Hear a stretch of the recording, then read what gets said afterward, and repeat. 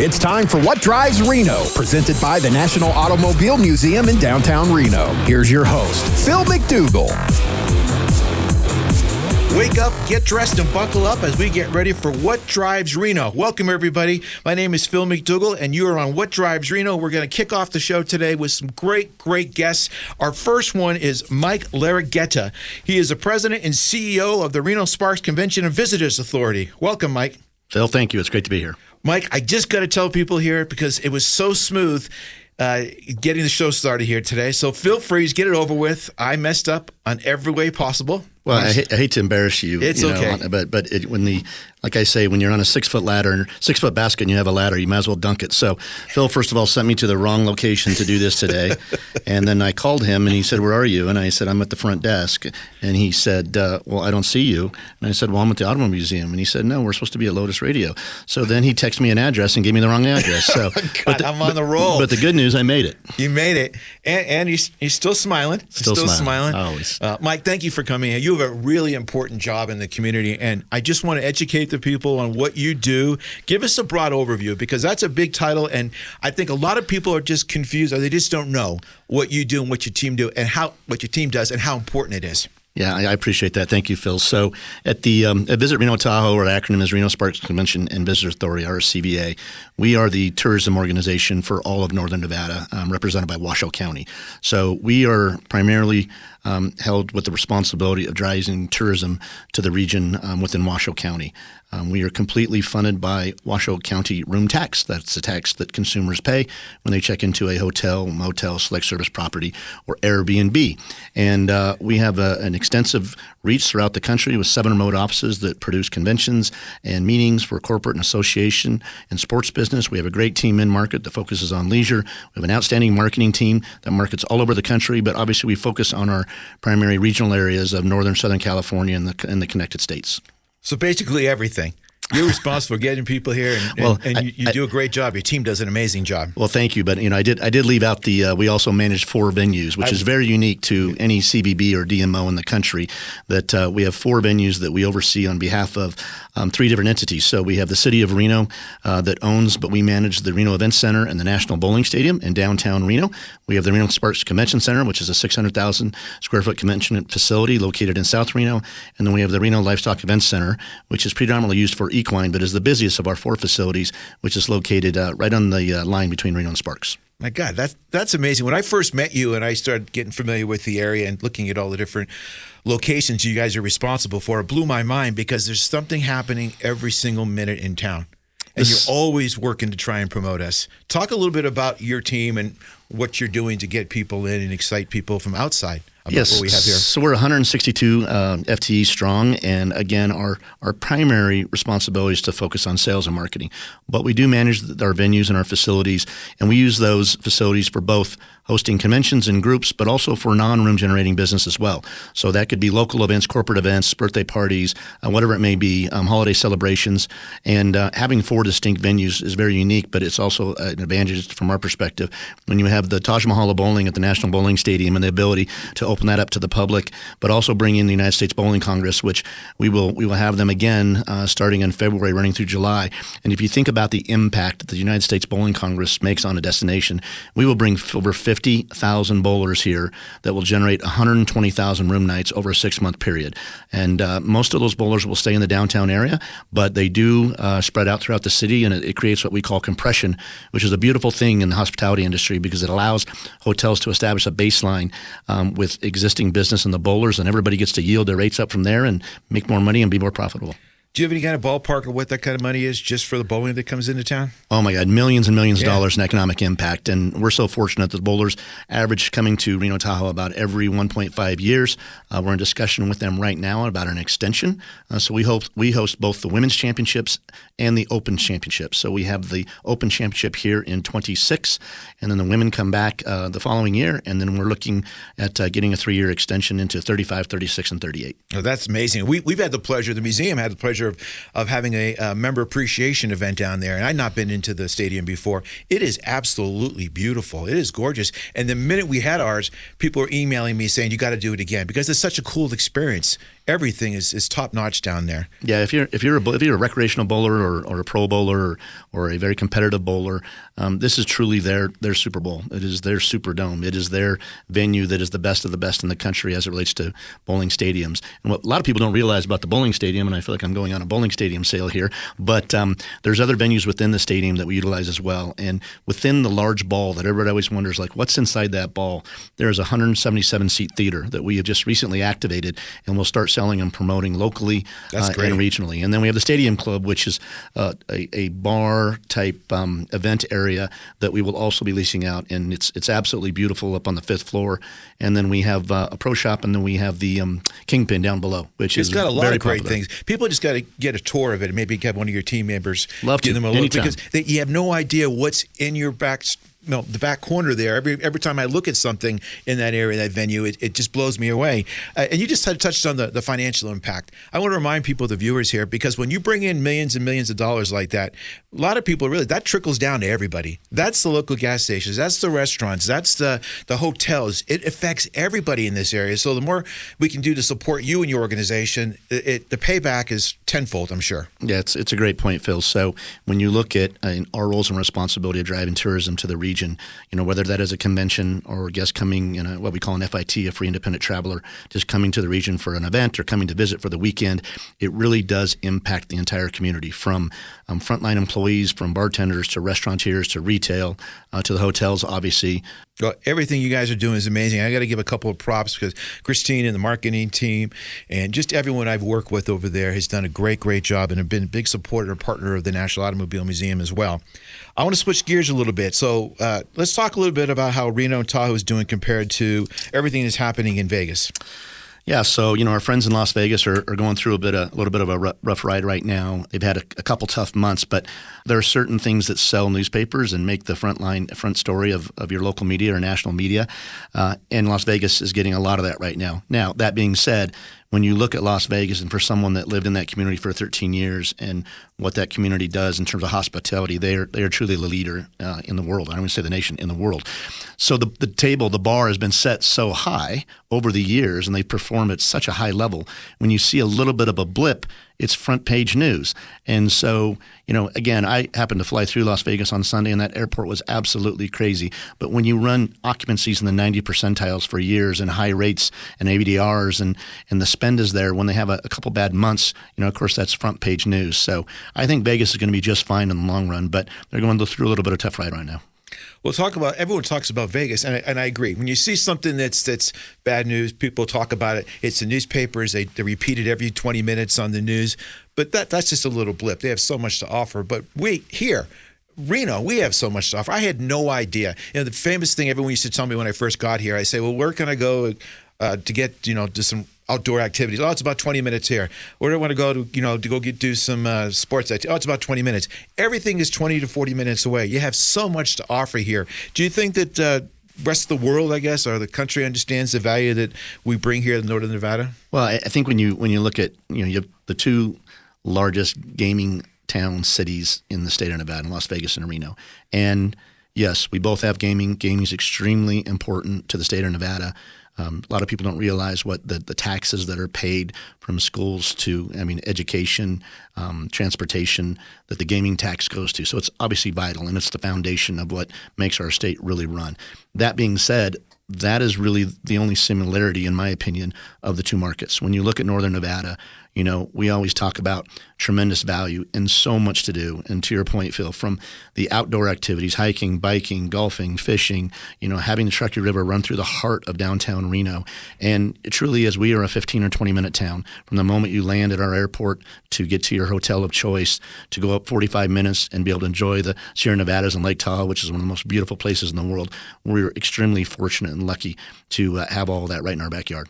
And I love it because, again, the museum has been a great partner. We've actually benefited from your team. When you bring people in to hold events here and to showcase them, when they go to the museum, I always ask them, so what do you think? And they go, I had no idea Reno was this beautiful. I had no idea Reno had so much to offer. I had no idea. I get that all the time. And we just got to get the people to see it. Yeah, we get a lot of those aha moments. Like I said, we have 7 regional directors of convention sales that are located throughout the country, and their primary responsibility is to drive convention business to our region. So they are out, pound the pavement, going to shows, talking to people, soliciting business. And when we get them here for what we call site inspections, we get that more than we get, oh, I've been here, I've seen it, I've done it. We get that, I had no idea. Are you kidding me? This is amazing. You know, from the natural beauty to the value to be honest with you, the friendliness of the people that live here. I mean, we want that business to come back. We don't want it, you know, in terms of people that come and go and on to the next. It is, we want you to come to Reno, fall in love with Reno, and come back to Reno and see us again. My couple last minute questions here for you before we wrap up. But for people who are listening here today, is there something specific that they can help you with, or is there something that's top of mind that you want to make sure the local community is aware of, or just want to share, reinforce that they might not be familiar with? I mean, and I could go on, and I know we're limited in time, but I think the most important message for me to close with is just spread the word. Tell everybody about what a beautiful, incredibly fortunate region that we all live in and work for and enjoy. And I know sometimes the secret gets out and it grows too fast, but we have room to grow. We have so many rooms and 15,000 keys to fill and so many things to do. And you know, we're in the middle of event season right now with Hot August Nights going on. And we do events from Memorial Day all the way through October. This is a 24-hour town, and it just, what we say is we work hard during the day and we play harder at night. So spread the word, tell your friends, tell your family, come visit us. Mike, I appreciate your time today. Thank you very much for coming in, and thank you, team, for everything they do. Always a pleasure. Thank you for having me. And is there a website you want them to go to or anything specific? Visit Reno-Tahoe.com. Okay, perfect. Thank you, Mike. We'll be back with more What Drives Reno on 1060 AM KFOY, Radio for America. Looking for a venue for your next event? The National Automobile Museum can host any event in a variety of venues to choose from. Have an awards ceremony in the 157-seat theater, or select one of several themed galleries for a business luncheon or banquet. Guests will love the 16,000-square-foot Riverside Pavilion, complete with outdoor bar, heaters, and fire pits. Everything you need, including chairs, linens, staging, and AV equipment, are also available. Go to automuseum.org for details. We're back with more What Drives Reno, presented by the National Automobile Museum in downtown Reno. And now here's your host, Phil MacDougall. Welcome back. We are here with our next guest. His name is Joe Dutra. Joe is many things. He is someone in the community that I think everyone knows, and certainly people who enjoyed his candy. He owner of the Kimmie Candy Company. Is that correct? That's right, yes. And Joe, thank you very much for coming. And most importantly, I consider Joe a friend. I sincerely do. I got to know him a few years ago, and it's funny because I remember the very first time I met you, you were on a panel. We haven't talked about this, but you were on a panel, and I go, I want to meet that guy someday. And you were on there with the Dolans, and it was something to do with one of the hotels. And I'm going, man, you told your story. And I was so impressed by the history and how you got from where you were to Kimmie Candy. And I said, I got to get him back on and just talk a little bit about that. But Joe, before you get in, I just want you to share, if you don't mind, what was your first car? And if you have a story that's G-rated that we can talk about. No. Well, my first car was, when I graduated high school at 17, my dad had a heart attack. We were farmers, right? And so my mother told me on graduation day, she said, you can't go to college. You have to run the farm until till your dad gets healthy. And so I said, okay.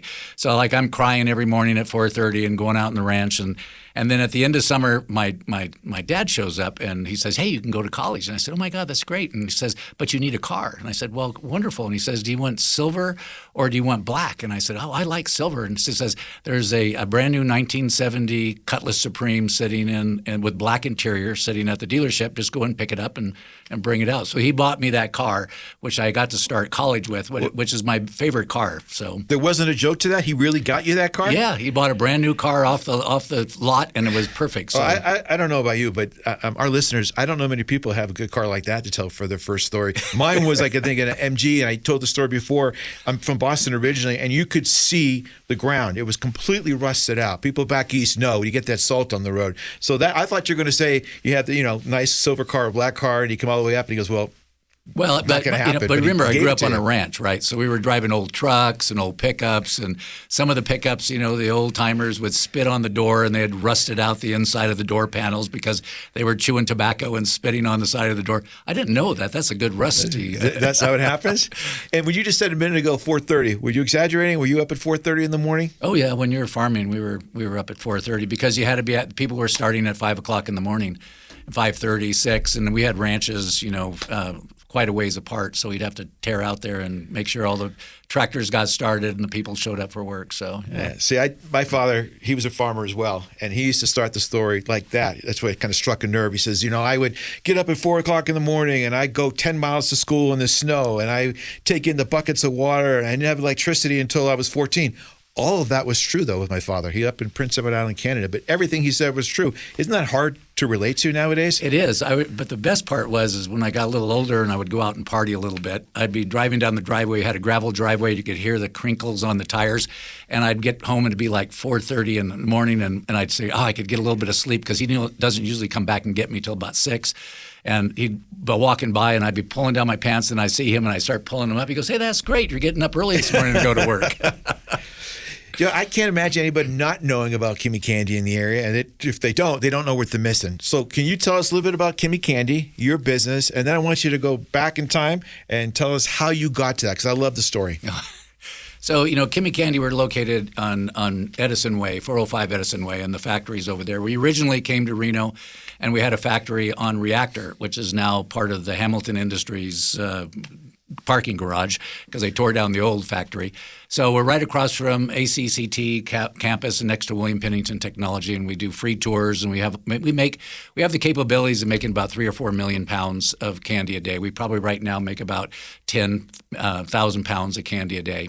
We sell all across the United States, Canada, and Mexico. So the interesting part is that I never thought I was going to be in the candy business because I grew up as a farmer, a third-generation farming kid. And one day a friend of mine came from the almond growers down in Los Banos, and he says, "Hey, there's 40,000 pounds of candy sitting in demurrage in Oakland Port. Somebody, reneged on their contract. Could you buy it and I'll sell it for you, and then we'll split some money?" And I said, "Mark, can you sell candy?" He goes, "I can sell anything." And I said, "Okay, great." So I buy 40,000 pounds of candy. It's wintertime. I stick it out at the ranch, and I forget about it. And then you're really rolling the dice on that. I know. It was horrible. And then in March, I say, I better go see how much he sold. And I walk out, open up the back of the container, and there's like 39,990 pounds, and I've eaten the other 10. And I think, oh, shoot. And a lot of profit in that. Yeah. And so then I put it in the storage, and I start thinking, what am I going to do with it? He says, "I don't know." He says, "It's a good old boy network. It's controlled by Mars and Hershey's and Ferraro." I said, "Oh, shoot." I said, "What am I going to do with 40,000 pounds of candy?" He says, "I don't know." So I started reading every book I could on the candy industry. I finally, after about 4 martinis one night, I finished this book called The Emperors of Chocolate. I read that book, and it's how Hershey's and Mars, they started and they failed. They had a passion. It was companies had good morals. They were family-owned companies. They were recession-proof. And I went to my wife at that time, and I said, "Honey, I think I'm going to start a candy manufacturing company." And she goes, "Joe, you're a farmer." And I said, "Yeah, but I live in America. You can do anything here." And she goes, "Oh, I don't know." And I said, "Well, let me try." And so, that was in 2000. And we didn't really have a factory. We were originally, the first candy came from Korea, and we were buying out of Korea, and then, all of a sudden you'd almost get to the point of failure, and then something good would happen. And then, we got into Nordstrom's for Christmas, and that gave us a little, and then all of a sudden we got into something else. And then pretty soon it was like, well, this is going to work. I think I need to put a factory. And so I started looking around the states. I was going to pick Texas, El Paso, and then I ended up choosing Reno, which was the best decision I'd ever made, and ended up coming up here in about 2005, and I bought a building in 2006, and we built it out in 2007. In 2008, I moved all the manufacturing from Busan, Korea to Reno, and as well as the candy maker. So, but I love the start. I love how you said, "Well, I had 4 cocktails of something and read a novel and decided I'm going to start a chocolate company." This is America. This is America. You can do anything. You can do anything. You just got to have that. enough grit and determination and be dumb like me and never give up. It's like, I'm going to make this work. I'm going to make this work. So it's it's been a journey, but it's never been easy. And I don't think any business is easy. I think you just got to keep have a determination and a lot of grit, and you can do it. Well, that's my next question I was going to ask you. And you really just consolidated a lot of ups and downs, I'm sure, over that period of time. A lot of times you said, maybe I'm not going to go any further. I might give up. But something, Nordstrom's or something else kind of kept you going for a while. Is there any advice for people that are looking to either make a career change or that just have a business concept like you had? What's the number one thing or 2 things you want to share with them that maybe you learned over that period of time? I think you have to have another job. That's true. And I was very lucky. I have a little seed company that I sell corn and alfalfa seed into the Middle East, and that's what actually kept me alive. Because if I had only started on this venture with no background, I probably would have stopped right at the beginning because I didn't have financial backing. My family didn't have a lot of money. I had to kind of bootstrap it in, and so it was like, okay, and it was like the seed business kind of paid for the candy business at the beginning, and so you have to get through that point. The hardest point is having cash flow, and so there's lots of ways of doing it, but if you're a manufacturer, you got to have some money to start. See, I didn't see that one coming, but that's true. My biggest fear is a lot of people, especially when you take on more responsibility, family, children, you go, well, okay, the risk factor, I can't take that anymore. That's right. And every penny you put out there, it's at the expense of a pair of shoes or for something else for your kids. College education. And yeah, all that stuff runs into it. Is there anything else that jumps out at you? That was pretty direct. You just spit that out right away. I think you have to put good people around you. I think, I've always been very lucky and have always hired or, joint ventured with somebody that's smarter and that way it has more maybe basic, business knowledge and all the things. AI is changing the world, right? I mean, right now AI is doing everything, and we're looking at how we can get into doing more marketing and sales, and I think AI is going to change the whole atmosphere around candy making because we're going to be seeing robots doing the stuff that people were doing now, and so, I would say stay up with as much technology as you can, get a good business background. I was an agronomist by education, a plant and soil scientist. I wish I had taken more business classes because then I probably would have done things differently. Mm-hmm. But I think life in the United States is always a journey, right? And no matter where you end up, you just got to be happy. So I'm totally happy with my life and my friends, and I don't think I don't have any regrets. And even though I've been broke in my 30s and had to go work in Saudi Arabia for a prince for a number of years. Is anybody following these little bits and pieces here? For our listeners, I mean, you're just as a matter of fact, like I went to Arby's yesterday, or I went to Carl's Jr. the day before. I went to a movie. No, I went to Saudi Arabia, worked for a prince, woke up one morning and said, I'm going to start a chocolate factory. I mean, those are pretty amazing things. You know what, Phil? You got to have an amazing imagination. I think that's one of the things for people in business. Just have an amazing imagination of where you could go in life and what you could do. I feel so strongly about that. The thing I didn't know about the first part, but I agree, because the older you get, more responsibilities, more bills, the less able to take risks. And actually, it kind of ties back into the cars at the museum. There was about 3,000 more. I'm going to get corrected in a minute with our next guest, but at least 3,000 manufacturers at one time. And so many of those manufacturers and cars were one step away from making it big. And some of them were maybe two steps away. Some of them gave up, because of just situations like the economy, the Great Depression. But they were so close, and some of them were just flukes that just the right place, the right time, and it happened to catch on. And a lot of them had wives or spouses that just said, "Hey, enough of this. You know what? Right, get off your butt and just get out there and test it. You can't go for perfection all the time. You gotta go with your gut." The other part is they all said the same thing. I'm a history buff. I see all these people on the History Channel, and the big successful people. They had a great imagination and a strong work ethic. I think we do a whole show on that because I think sometimes it's a struggle. You meet some people who don't have the work ethic, or they just don't. I talked to my father, and he said, "Get up at 4:30." If I didn't do something, and people listening would say, "Oh, my father was terrible." He says, "I want you to do the job. If you don't do the job right the first time, or don't do it at all, or I'll come up with 10 more jobs." I remember as a kid that I literally moved that wood pile. It was a cord of wood. and I complained every step of the way, and I was all done. He goes, "I want you to move it back over here now." And people listening go, "That was terrible." No, it taught me to do it right the first time. It learns you a work ethic that you can never forget in your life. Yeah. Yeah, I didn't need someone to give me a big hug all the time. I mean, it would be nice, but I mean, you need to work hard and be creative and all the things you just said. So switch gears here in the time we have and talk about, you've been such really a voice, a face in the community. One of the first people I came and I saw at that presentation. But you do a lot of work here in the community. Is there one particular thing that you're really passionate about, or just a lot of different things? Because every time I see an event, it's your presence, your company. Well, I think we're very fortunate because we have a product that everybody likes, right? Nobody doesn't like candy. And I think when what we do is I don't think we sell candy. I think we sell smiles. Mm-hmm. Because anytime you hand a bag of candy to a child or even an adult, they smile.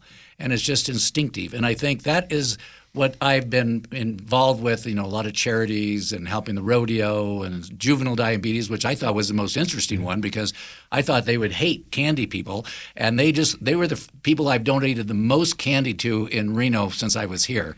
So, and because they know that people do like candy, our candy's a little healthier versions. And so they're really, really great to work with. And so it's been, and you have to be part of the community because the people we have working for us are part of the community, and we just have to make sure we're part of it and make Reno better and make Reno a little sweeter.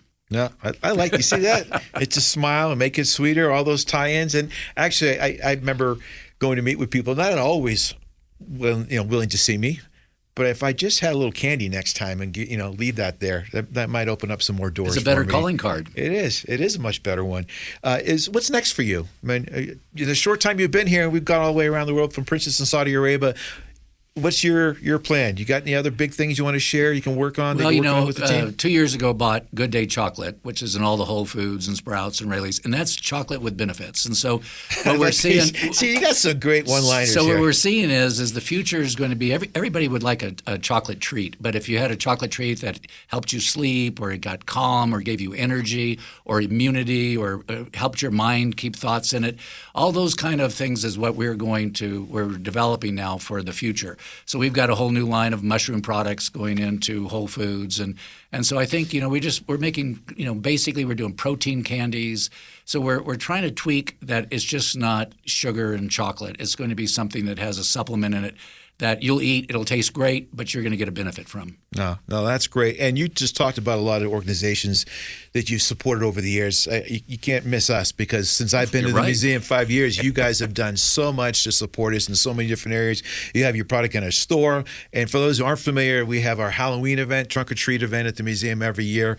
And literally probably about 3,000 kids that come through with families. And we're a big part of that is to provide an experience for children who don't have the ability to get in a car and go drive a lot of places. Maybe the area they live in doesn't have the opportunity that's just makes it, a nice experience. So we brought up and we opened up the museum and we have, again, like 3,000 kids. And every year since I've been there, you've supported us. Every single kid that walks in there gets a chance and gets some Kimmie candy. The worst thing at least they get candy and some fun experiences for a couple hours, and whatever troubles they have go away. And that's what we're trying to do. We want people just, if nothing else, like a movie, no matter how bad a mood you're in, I don't know about you, I tune out and I watch it. But there's nothing more important to me than children and trying to help them get away from whatever's and when not good. When they walk through the museum, as even old people or young people, a lot of it brings back memories. It really is a fanciful. The museum is amazing because it's got new things and movie stuff and old cars that people have seen run around, and really is an amazing place to go walk around through. And we have a lot of people don't know this because they forget that we're in town. But we have a brand new children's activity center. It's 3,000 square foot. It has an area for almost for every single person, different whatever their level of interest is. You can design cars literally on computers, design them, and then hit a button and it shows it in a big display for the parents, whoever, to watch, and they're proud of it. Maybe they're just hands-on. They want to drive one of the cars. We have a miniature car there. They take the wheels off. They learn how the blinkers work. They learn how to connect things on it, and it's about the half size of a car. We actually have an interactive car wash. When you walk up to it, the garage door opens up and you're in the car wash. The cameras put you in there. And every part of that is just to try to give kids an experience that's unique. And we all have different things. Like if you set me up and told me how to sit at a cube all day, I'd go bonkers. And the kids are the same way. They want to use their hands, some of them want to be on the computers. We also have an area there that build cars. And you learn that the bigger the car, the faster it goes sometimes, and there's wind resistance. And then the last thing we have, those for people who haven't been down to the museum, is an interactive game where you're racing through Reno, real stuff. You're racing by. It's a game custom to us, and you're controlling the car with your body.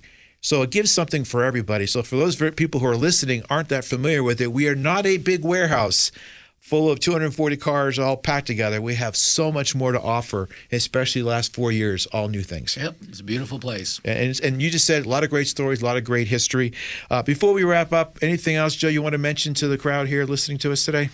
No, I think, the Auto Museum has such an amazing array of entertainment venues this year. I mean, I was just at Item Corolla last night, but they're all top notch. The theater's really nice, and gives you a very intimate relationship with whoever's speaking, or it's either politicians or comedians, and it's really fun, as well as all the tribute bands that you're getting in during the summer, and it's amazing to sit out in your patio and listen to them. We're trying to provide experience everyone can enjoy, and just remind people the foundation might be 240 automobiles with great historical significance, but we add so much more for the family experience. The movie theater, the things you just mentioned, Chili's Activity Center. We have something going on probably at least 4 out of 7 nights. Yep. That's amazing. Always something new. Thanks I for appreciate it. Thank you for coming on the show with us today. I appreciate your support. Thank you for everything you do for the community. Well, my pleasure.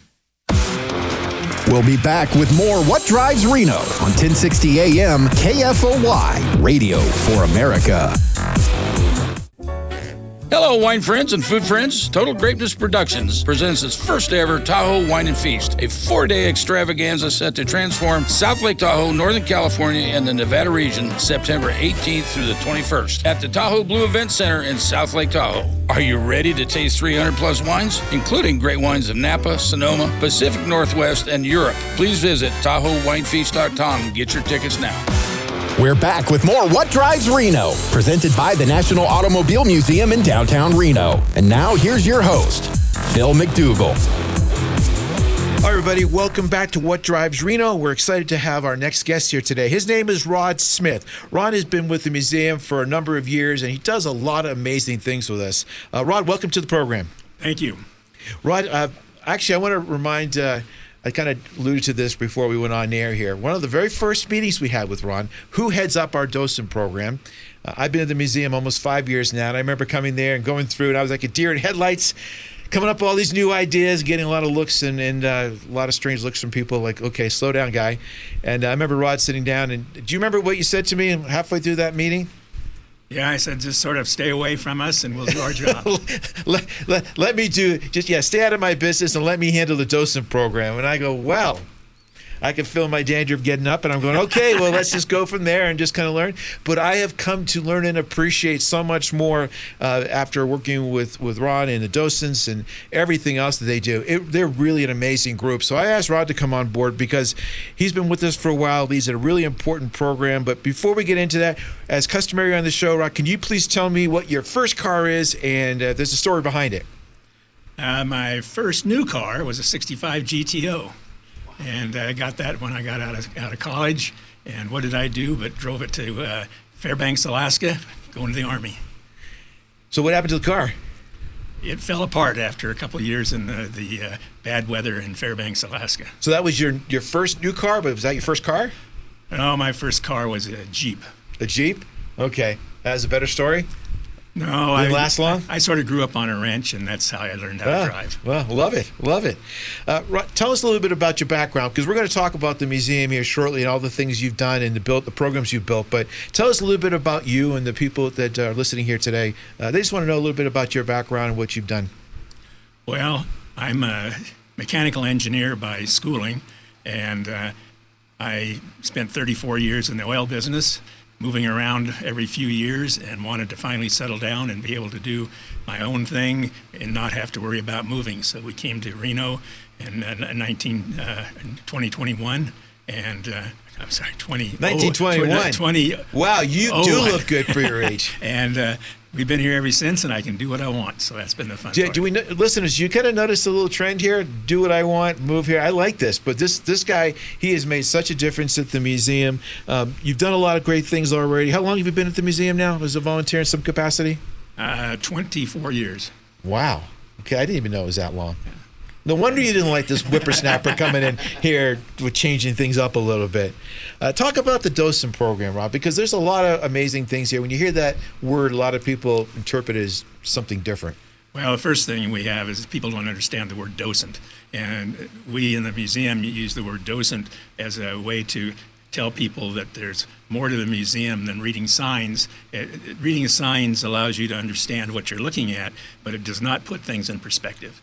And what we try to do as docents is talk about what was happening in the world or how this car fit into the world at that time and what was going on, and to bring the museum to life. That's important because you just hit the nail on the head. When people walk by, I've had family members and friends come back, and they see a car and they go, that's great, but they don't really understand. You got to take them back in time. As an example, small little piece. Well, let's see a car has a price on when it was, I think, you'll probably correct me, Thomas Flyer, I think, was, say, $3,500 or something like that. Well, $3,500 back in 1907, 1908 was probably like, what, over $100,000 now, if you do the math? Well, I've done some research on that, and $1 in 1900 worth about $20 in the year 2000. Today it's probably 30, but anyway, 20. Take any of those cars in our gallery, one like you're talking about, take that number and multiply it by 20. Pretty close to what it costs today. Yeah, and just put that in perspective is that depending on what you Google, it says that the average salary per person back then was under $1,000. Yes. So put that in perspective. If a car was $3,500 or around that range, and you were making roughly $600 to $1,000, it was considered what? A rich man's car? Very rich man's car. So when people drive around in the Maseratis nowadays, this was at a whole different level back then, or is it comparable to what you see today still? I think it was comparable. I mean, it may not have been dollar for dollar, but the same idea, yes. And then if people go to the museum, we haven't been there in a while, we have about 240 automobiles. The first gallery is horses, carriages. And when you go into that, is that one of your favorites? Does that take you down memory lane? The gallery one is my favorite gallery. You didn't catch that. I said memory lane. I was referring back to your 1921 visit here. Okay. No, you're not that old. Sorry. No, but when they come back, and people don't realize there was no antifreeze, right? So is it true? You're going to correct me, but they had to drain the liquid out every morning, every night if you lived in bad climates for a large period of time? And that's why air-cooled cars are very popular, and that's why we have some Franklins, because Franklins in our area, you didn't have to drain the radiator because they're air-cooled. Yeah, it makes a big difference. Even things from women getting a chance to really drive. What was the most significant thing that took place that made the average woman the ability to drive cars more easily? 1912, Cadillac invented the electric start. Before that, they had to hand crank a car. Hand crank it, and it's not easy. Hand cranking a car is not easy. It's tough, and it's the easiest way there is to break your arm. Yeah. So you had to know what you're doing, or you'd get yourself in trouble. Well, I thought, being that young whippersnapper I was referring to, we had the Thomas Flyer down there at the Jay Leno show, and I've referred to his show a couple of times now because he's been such a big supporter of us in the museum. But you want to talk about pressure. When we had there, like, all these cameras around me, and he says, okay, Phil, start up the Thomas Flyer. And I could feel the pressure mounting, that it was hard to do. And if you one or two times, man, and if you don't do it right, it could snap back and break your hand. Yep. A little fact that in the final episode, he goes, okay, and I went and did it. I did it 4 times, and I couldn't get it started. So they just cut, and it looks like I started it the first time, so it made it look good. What are some of the other things that you want to think are just significant technology enhancements or just factors in time? Well, another one that's interesting, people quite often ask, is why do we have white tires in the beginning and they turn black? Well, they learned that white tires are very weak, and the tire manufacturers realized that if they put carbon black in the tire and sulfur, they got a strong tire. So people started buying black tires, but they liked their white tires, so we have white walls. I love that. See, most people didn't know that. When they go to the museum, they always ask us what took place. Give us a few more of those. What jumps out at you? Oh, man, it's like that all through the museum. I like to talk about the fact that we have 3 cars that are tied together in history that people don't even realize that. And that's a 1903 Cadillac, a 1902 Oldsmobile, and a 1903 Ford, how they're related. You can look at the sign and learn about each of the cars, but you don't learn how they're related unless you talk to one of the docents. So walk us through that. Give us a little summary. What's the significance of those 3? Well, at the turn of the century, or 1902, Oldsmobile was building cars about as fast as they could. They were having other people build parts for them, and they had the engines being built by a machine shop there in Detroit. The guy in the machine shop, Leland, says, I can build a better engine than that. Builds a better engine, takes it back to Oldsmobile, says, look what a better car you'd have. Well, they just had a devastating fire. They saved 1 car out of their factory. Oldsmobile says, we can't change now, so it's too bad. So Leland takes the engine back to his machine shop. Meanwhile, Ford was working on his second company. What most people don't realize is the Ford Motor Company we know today is the 3rd company that Henry Ford had. He'd already gone through 1 company. He's working on his second company, and he and his financiers can't get along. They finally parted ways. Now, the financiers don't have anybody to build a car. They decided to liquidate. They asked Leland to come and give them an idea what their company was worth. He says, you got a fine car, you need a better engine. They say, well, okay. They took Leland's engine, put it in the Ford car, and they called it a Cadillac. Meanwhile, Ford is off on his third company, so you have three cars there, right, side by side, that if you're in the museum and reading the signs, you would never understand that unless you take a docent tour. And I love this. How many docents do we have right now, roughly? 8 docents. And again, they give, what's your best, give us an overview of how you describe a docent.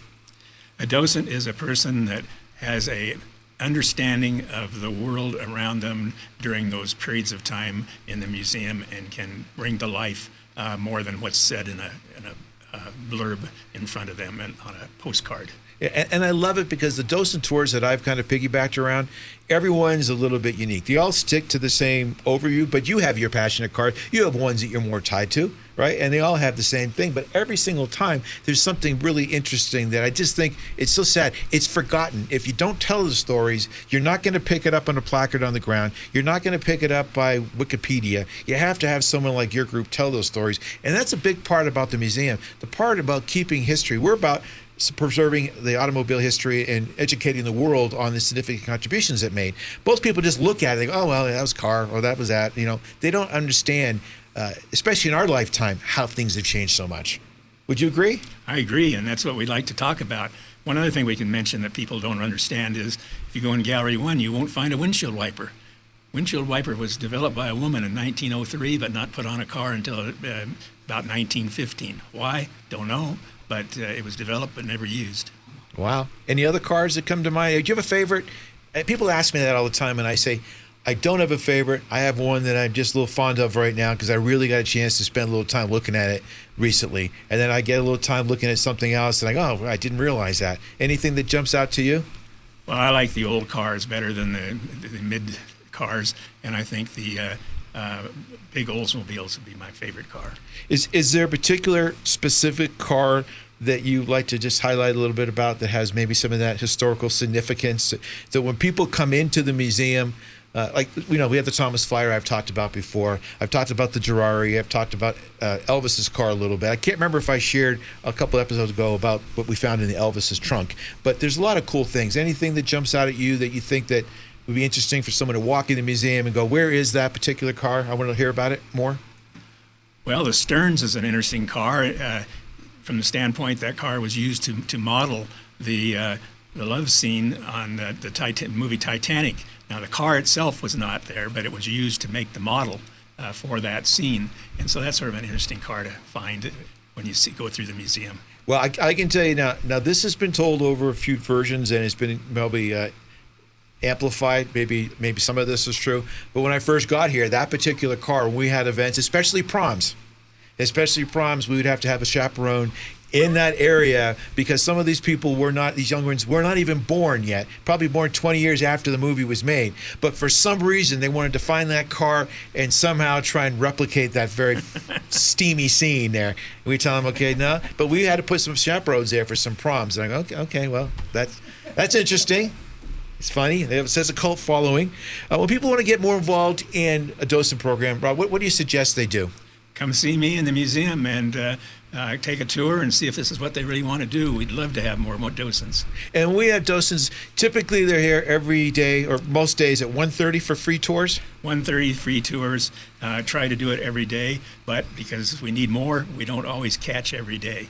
Yeah, and for people who want to do a special tour, we've accommodated them as well. As much notice as possible. If they say, I have a group of people coming in from out of town or I have family here, is it possible to get a group here? And we tried our best to accommodate that as well. We just ask people to give us as much notice as possible. And if we can get a docent to come down, I'd say majority of the time we're able to accommodate. Any parting words, Ron? Any words of wisdom? Come and enjoy the museum and take a docent tour. Yeah, it's so much to offer. For people who don't realize it, I'm going to wrap up here in a minute after the next commercial break, but I want people to realize that it is something really unique. It is not a warehouse just full of cars 2 feet apart from each other. We have facades, we have streets like movie scene streets from the 30th Street, Main Street, 50th Street. We have a new exhibit that comes in every 90 days, and we have some very, very passionate volunteers and docents. And before we wrap up on the docent note, I want to remind people that we could not make make it. We could not make it without our volunteers like Ron and others that are down there. So maybe you don't want to be a docent, maybe you want to be someone that works at events. Just let us know, and we'd love to help you get part of the family and help facilitate any of your questions you might have. So we're going to take a quick break and be right back for the wrap-up. We'll be back with more What Drives Reno on 1060 AM KFOY, Radio for America.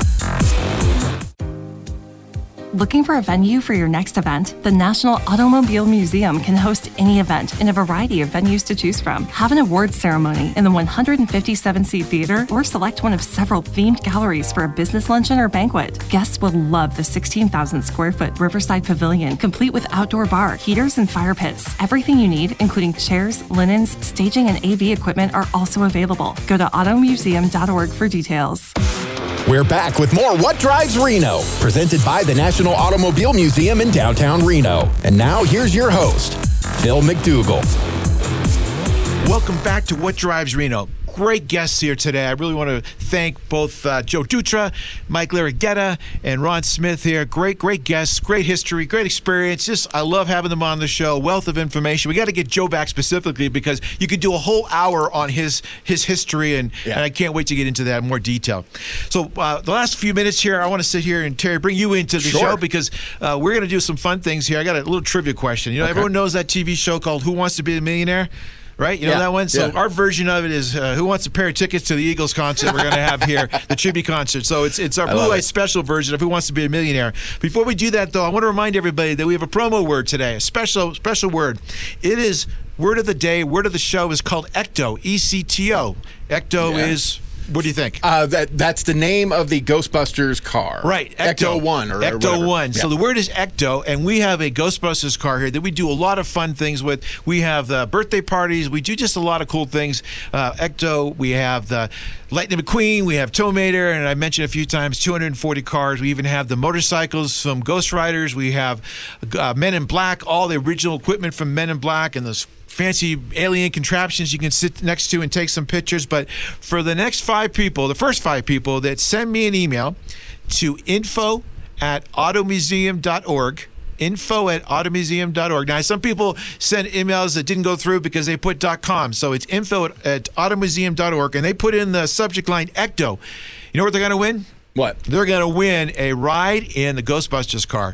We're going to pick them up. We're going to take them to their fast food preference or something within a couple of miles of the museum. And you got the whole backpacks that go on, the whole costumes that come with that. So the first five people that do that are going to be entered to win that. The other four people are going to win family memberships for $5. So the value of those are $95 each. The value of the ECTO is priceless. Yes. Priceless. How many times can you say that you knew somebody who had a chance to drive in the ECTO? And if they want to switch to ECTO, I'm even going to feel really, really generous today. We'll throw in a choice of ECTO or the Jurassic Park wagon. Oh, wow. And that counts with the claw things, too. Okay. All right, so we're going to jump right into, Terry, you're going to help me out here. Sure. Our version of Who Wants to Be a Millionaire is Who Wants a Pair of Eagles tickets. Our tribute band taking place at the museum on September 19th. For those who aren't familiar with that, we have a beautiful venue outside. Earlier this year, we had the Jimmy Buffett tribute concert out there. It's sold out. And our last concert outside, located literally on our pavilion, which is literally feet away from the Truckee River, is September 19th.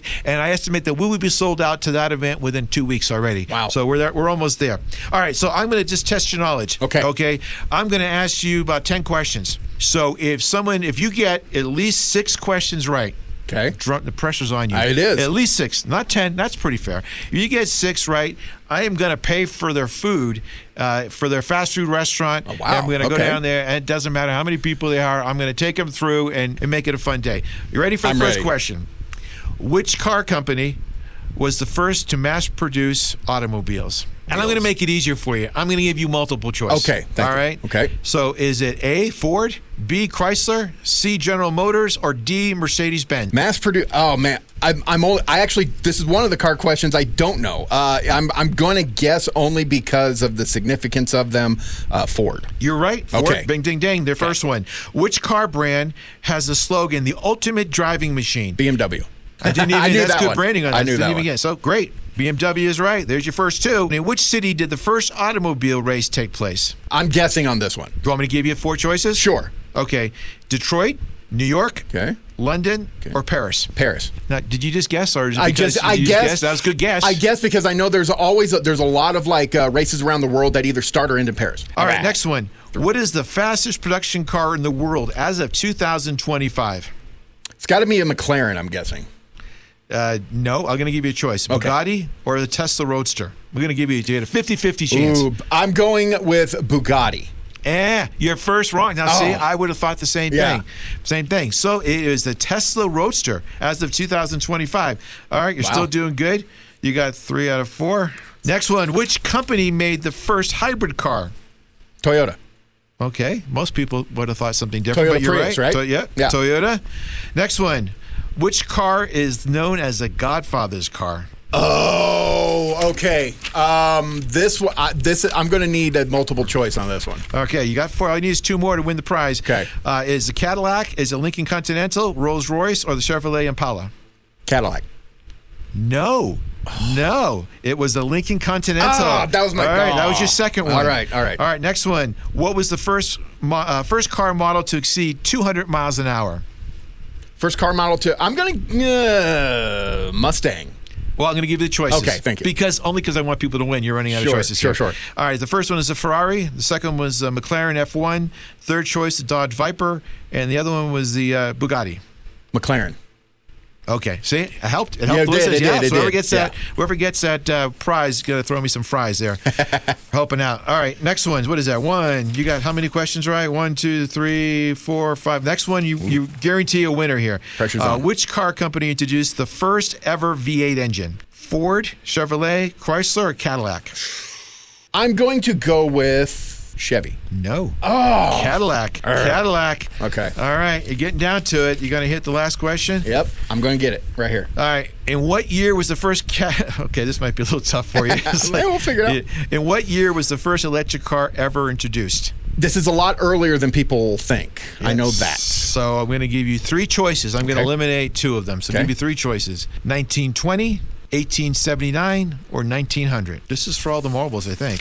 1920. That's wrong. I didn't hear you. I said 18. What'd you say? 1890. 79. That's exactly right. Wow, there you go. Winner. There we go. All right, so congratulations. Someone who sends that in for ECTO is going to get that prize, and we're looking forward to having them What do we got going on at the museum coming up? Funny you should ask. We have a lot of cool things going on at the museum. But last night we had Adam Carolla in visiting, and we sold out. Most people don't realize we're a full venue there. We're not only an automobile museum, but we're an event center. Yeah. We have a gallery that's 16,000 square feet, and but this time we had a small, intimate audience. We sold out weeks ago with Adam Carolla. He had a warm-up act. He has Paul Newman's personal race car collection, all of his championship cars, and he loaned them to the museum. So they're all lined up. They're only going to be there till the end of the year. Yeah. He came down and add a lot more value to it. He was there a couple hours earlier. He did like a reality show. So he was being interviewed, walking around with the cameras. It was really cool, a little version of Hollywood there. So he came down, did a great show. In addition to that, I kind of alluded to it, we had the Summer Concert Series September 19th. Okay. That's an Eagles tribute band. We will be sold out in a couple of weeks. We are only asking $20 a ticket, and if you're a member, one of the many benefits of being a member, it's only $15. You can't even get a Twinkie and a soda for that. Not anymore. It's so expensive right now. So we want to make sure you have a great experience and you get a chance to bring your family down there. I want to remind people, though, if you haven't been to the National Automobile Museum, please come down and visit us. The website is www.automuseum.org. And we are right down there in the corner off of the river, Lake Street and Museum Drive. We have so much to offer. We literally have 240 automobiles. We have 105,000 square feet of space, a private movie theater. You and your closest 200 friends can rent it out, get a bottle of wine, watch your personal movie. We have birthday parties that just a great experience. There's Toe Mater with Lightning McQueen, the Children's Activity Center, and so much more. If you're interested in doing something like being a volunteer, please let us know. We could not operate or be successful without our volunteers, and we're looking for people just like to greet people, be at events, take part in a lot of things. Join us, come back. Until next week, we'll see you on What Drives Reno. You've been listening to What Drives Reno, presented by the National Automobile Museum in downtown Reno. For more information about the museum, head on over to our website, automuseum.org. We'll be back next Saturday at 11 a.m. with What Drives Reno on 1060 a.m. KFOY, Radio for America.